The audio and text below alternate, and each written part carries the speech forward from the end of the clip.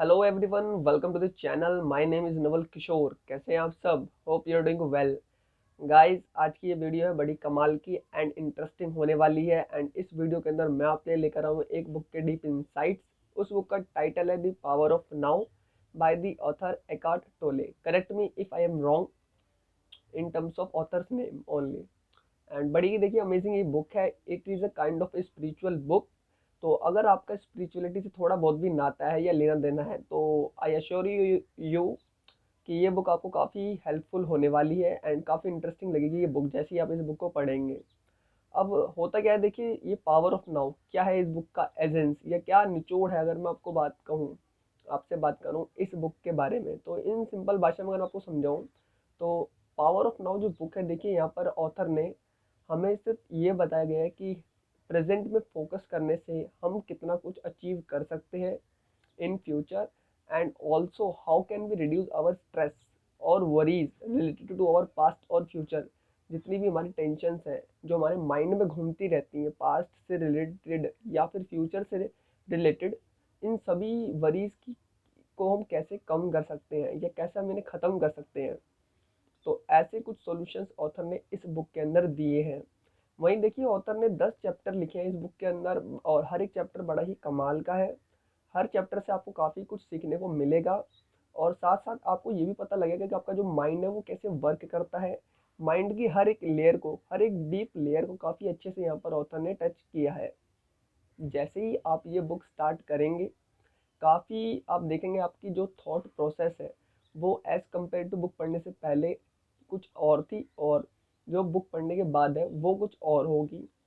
And देखिए जो language है वो इंग्लिश है, बट इजी इंग्लिश नहीं है। आपको जो ऑथर का कंटेक्स्ट है, जिस वे में उन्होंने लिखा है, आप अगर उसको उसी वे में समझेंगे तो काफ़ी बेनिफिशियल रहेगा। अदरवाइज होगा क्या कि आप कहीं ना कहीं मिसगाइड हो जाएंगे, अपने आप को खुद मिसगाइड कर लेंगे। तो ऐसा कुछ करने की कोशिश ना करें।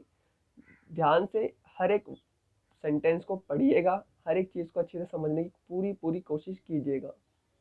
एंड पावर ऑफ नाउ जो बुक है, देखिए मैं कहूँ तो स्पिरिचुअल बुक तो है ही, बट ये हर एक इंसान को पढ़नी चाहिए ऐसा मेरा मानना है। क्यों?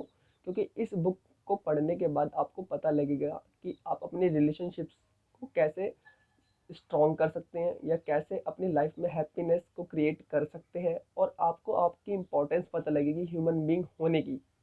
तो ऐसी कुछ बातें आई होप आप सभी जानना चाहते हैं और ये सारी बातें आपको इस बुक को पढ़ने के बाद पता लगेगी। एंड वहीं देखिए जो पावर ऑफ नाउ बुक है, कभी बड़ी फेमस बुक है। अगर आप देखें तो नेट पे सर्च करेंगे तो आपको पता लग जाएगा। साथ साथ आप इसके रिव्यूज़ भी चेक कर सकते हैं। काफ़ी लोगों ने इस बुक की बहुत ही तारीफ करी है, बड़े ही फेमस पर्सनैलिटीज़ ने आउटसाइड इंडिया ऑल्सो। एंड इस बुक की खास बात ये है कि देखिए ये हर एक को रिलेट करती है, हर एक से रिलेटेड करती है। क्योंकि यहाँ पर सिर्फ जो सिंपल भाषा में बात करी है ऑथर ने वो माइंड को लेकर की है। तो अब देखिए माइंड तो हर एक ह्यूमन बीइंग के अंदर है ही।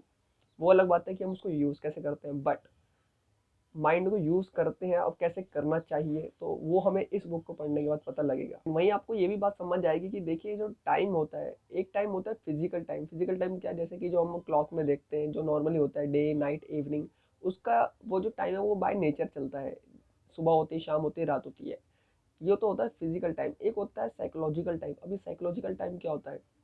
साइकोलॉजिकल टाइम जो हमारे माइंड में है, एज सच कहीं इन रियलिटी नहीं है। जैसे कि फॉर एग्जांपल माइंड के अंदर हमारे तीन तरह से ये वर्क करता है। जस्ट टाइम को अगर आप समझे तो देखिए माइंड के अंदर हमारे क्या है, पास्ट, प्रेजेंट एंड फ्यूचर। और प्रेजेंट भी अगर मैं छोड़ूँ तो पास्ट और फ्यूचर मेन है। तो जो साइकोलॉजिकल टाइम है वो या तो पास्ट से रिलेटेड होगा या फिर फ्यूचर से रिलेटेड होगा। और ऑथर ने यहाँ पर एक बड़ी कमाल की बात बताई है कि हमारी जितनी भी टेंशन है या वरीज है वो सारी इन दो साइकोलॉजिकल टाइम से रिलेटेड ही है। अदरवाइज अगर आप रियलिटी में चेक करें, यानी कि प्रेजेंट में अगर आप अपने आप को देखें तो ऐसा कोई भी आपको टेंशन नहीं होगी।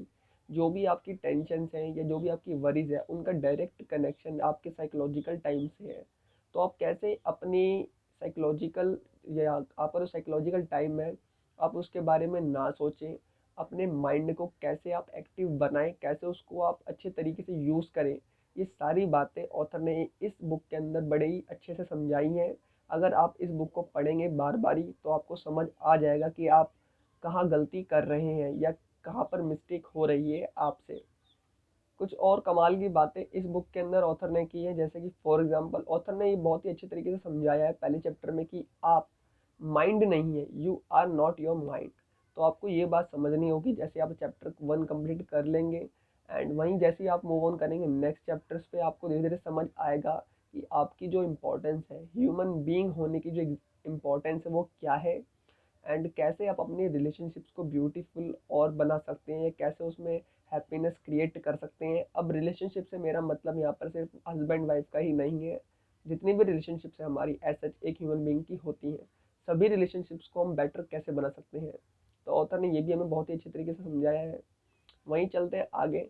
ऑथर ने देखिए ऑथर को अगर मैं देखिए स्पिरिचुअल जो वर्ड है, अगर आप इसको समझेंगे स्पिरिचुअलिटी को, तो इसके अंदर एक वर्ड है सरेंडर। ये काफ़ी बार यूज़ किया जाता है कि जैसे फॉर एग्जांपल जितने भी हम साधु संत देखते हैं, अगर आप इनको ध्यान से देखें तो उन्होंने क्या करा होता है, स्पिरिचुअलिटी को जानने के लिए काफ़ी कुछ सरेंडर कर दिया होता है। जैसे कि फॉर एग्जांपल कुछ लोग साधु महात्मा बनते हैं, क्या करते हैं वो सरेंडर सरेंडर क्या करते हैं, जैसे कि फॉर एग्जांपल वो अपना घर बार सरेंडर कर देते हैं, अपनी खुशियां तक सरेंडर कर देते हैं। तो ऑथर ने जो ये सरेंडर वर्ड है स्पिरिचुअलिटी के अंदर, इसको बहुत ही अच्छे तरीके से समझाया है इन चैप्टर 10। तो जैसे आप वो चैप्टर 10 पढ़ेंगे आपको समझ आएगा कि सरेंडर का असली जो एसेंस है वो क्या है।